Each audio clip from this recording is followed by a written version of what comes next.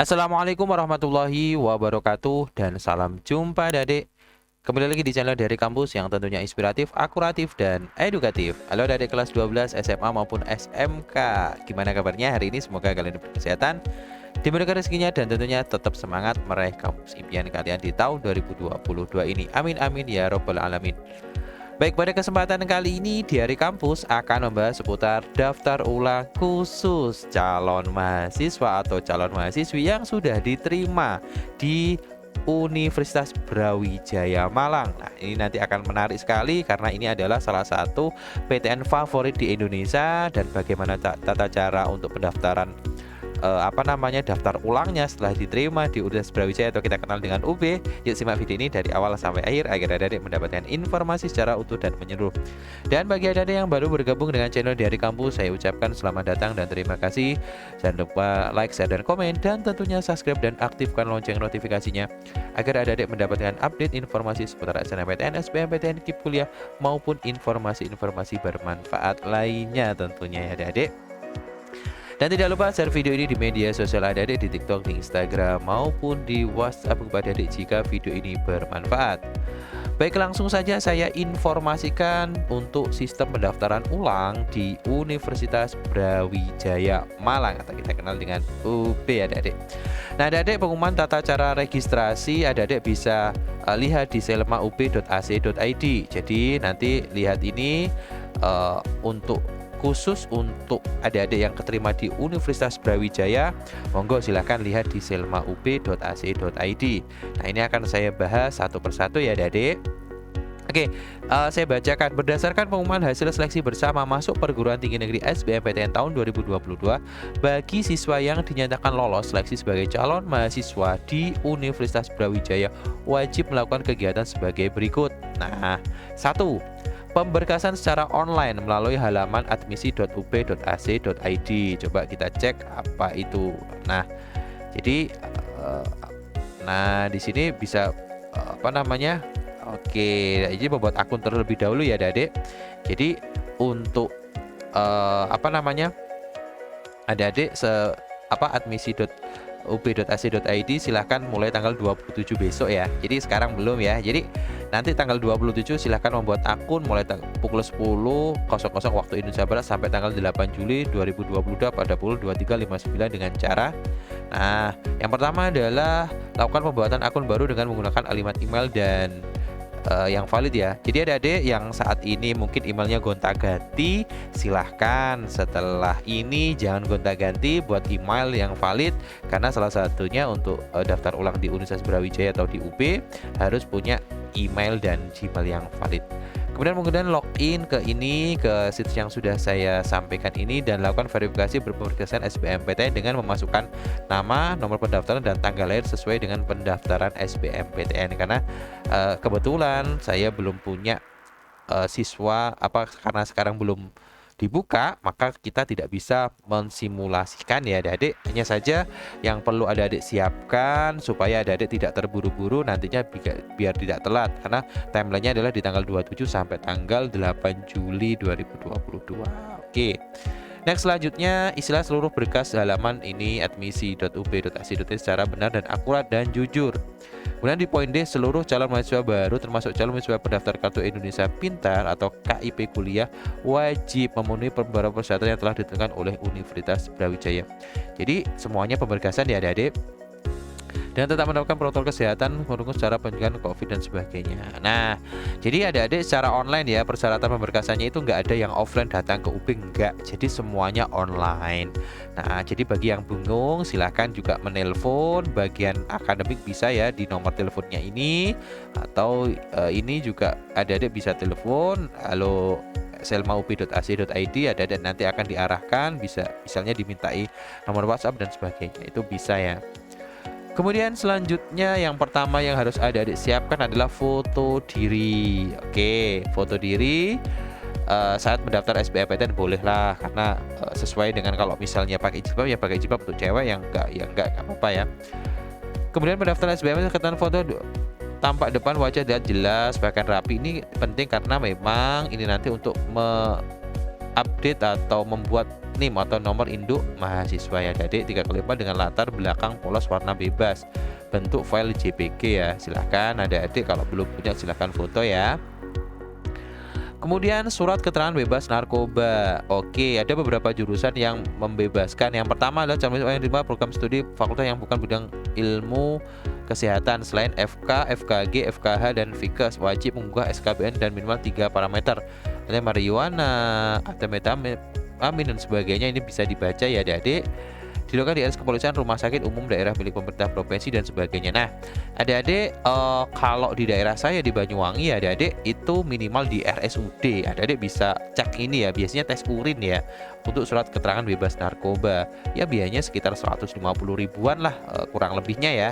Itu untuk di UP wajib ya untuk tes urin apakah dia bebas surat narkoba ya adik-adik. Kemudian selanjutnya surat keterangan pemeriksaan buta warna. Nah, ini juga bisa dilihat hanya untuk program studi yang apabila syarat buta warna parsial tetap menggunakan pemeriksaan. Jadi tidak ada salahnya. Kemudian selanjutnya bisa di RSUD, dokter spesialis mata, rumah sakit umum daerah dan sebagainya. Jadi Puskesmas juga bisa. Tapi khusus untuk surat keterangan bebas narkoba tidak bisa ya di Puskesmas ya adik-adik. Jadi silahkan ke RSUD atau rumah sakit yang sudah besar. Karena memang peralatannya mungkin jauh lebih lengkap dan memang untuk pemeriksaan urin terutama di narkoba ada beberapa cara ya yang berbeda ya. Jadi saran saya silahkan sebelum tanggal 27 ini silahkan adik-adik ke rumah sakit besok atau lusa atau hari Senin ya, nggak ada masalah, adik-adik bisa ke sana kemudian cek itu ya. Selanjutnya kalau sudah ini dibaca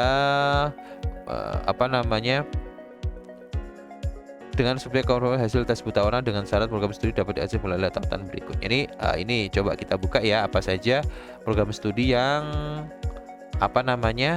sarjana yang Fakultas Pertanian. Oke, adik-adik bisa cek di sini apakah yang buta warna atau tidak ya. Nah, jadi seperti itu ya.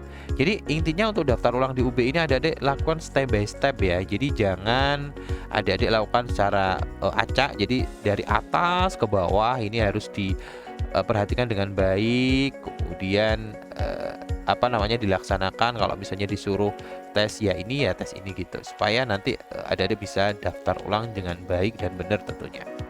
Oke, selanjutnya adalah tes kesehatan dan tes psikologi khusus bagi calon mahasiswa yang diterima pada program studi fakultas kedokteran dan sebagainya. Tes psikologi. Nah, ini juga untuk beberapa jurusan ya melakukan tes psikologi. Nah, kita buka contohnya seperti apa. Oke. Tes psikologi calon mahasiswa fakultas kedokteran gigi, seterusnya wajib dilaksanakan secara mahasiswa fakultas kedokteran program studi kedokteran dan sebagainya, dan mereka mendukung program pencegahan COVID domisili ya. Nah, untuk ini syarat kesehatannya ini bisa ada bisa cek semuanya, pemberkasannya sama semuanya di sini. Kemudian ini sampai semua jurusannya tidak memiliki. Kemudian tata cara wajib dan sebagainya, banyak sekali form 1 formnya di sini bisa download salah satu form 19 misalnya kita lihat ya form apa ya ini. Nah, ini untuk semua calon mahasiswa adik download kemudian adik isi ya secara berkas. Oke, kali ini diisi oleh calon mahasiswa dan sebagainya kayak gitu. Oke, jadi nanti ini diisi ya. Kemudian kalau ini nanti diisinya di mana? Isinya ya di rumah sakit ya adik-adik. Jadi ini formnya silakan ditundukkan. Kemudian nanti suratnya ini disamakan dengan ini ya. Jadi kalau misalnya diketik lagi juga nggak apa-apa. Ini sampai dari atas ke bawah ya. Kemudian selanjutnya untuk sudah selesai. Kemudian untuk form setelah penjelasan ini juga ada formnya. Coba kita cek ya.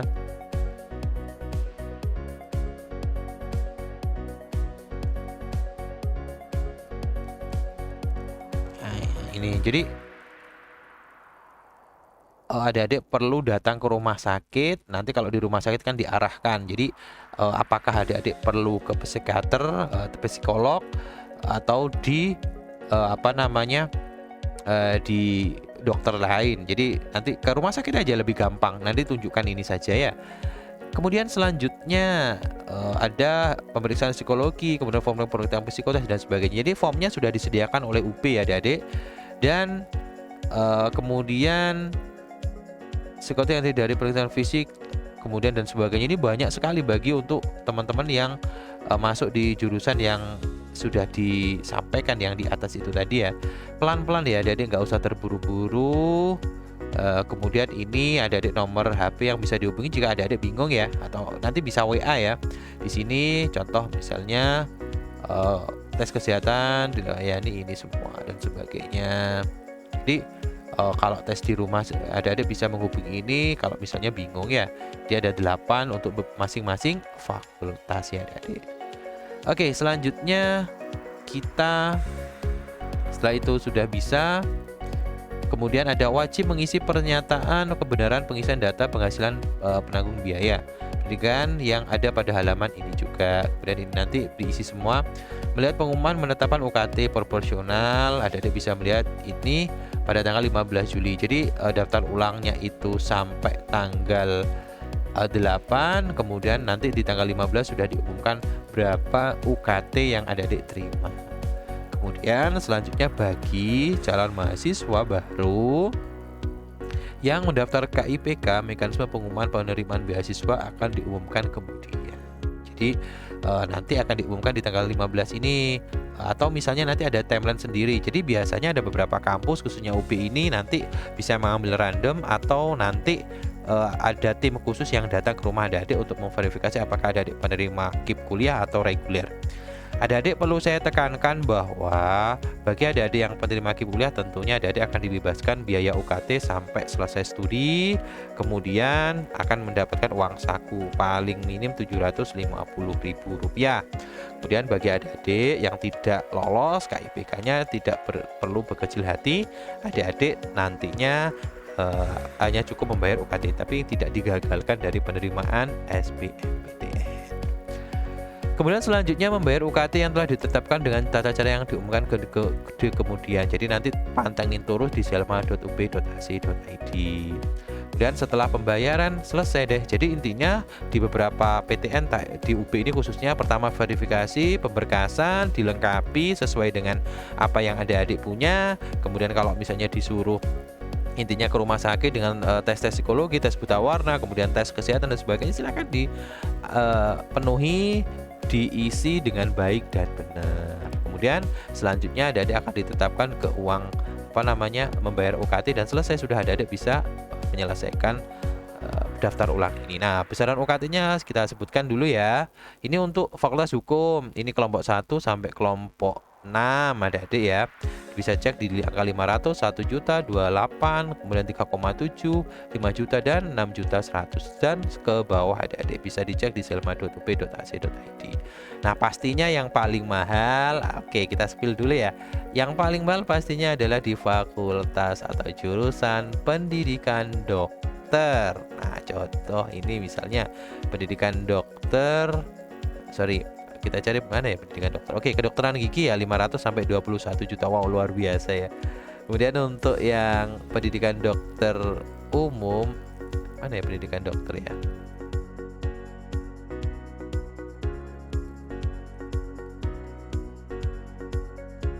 Oke, di kedokteran ya nomor 30 ya.